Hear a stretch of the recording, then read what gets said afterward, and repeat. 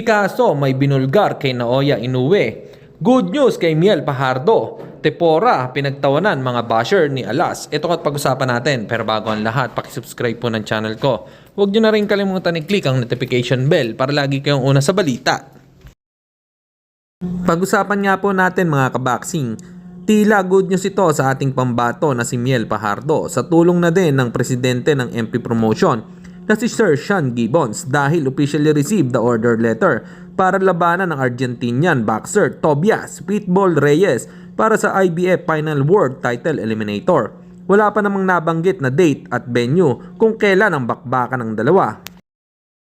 Samantalang sinabi naman ni Mexican boxer Alan Picasso na si Japanese monster Naoya Inoue daw ay hindi pinakamalakas sumuntok na nararamdaman niya, kundi yung nakalaban niya noon na isang Venezuelan boxer, bagamat hindi lang daw nito maalala kung sino ito.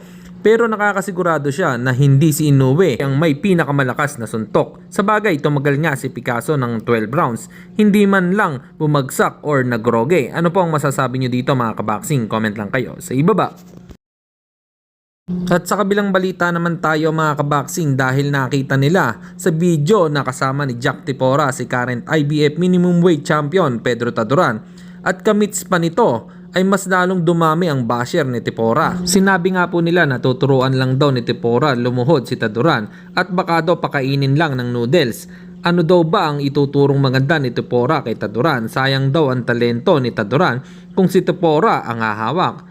Para sa inyo mga kaboxing, tinatawanan lang po ito ni Tepora at mas gusto pa nga nito na mas marami siyang basher. Wala namang masama kung si Tepora ang maging coach ni Taduran.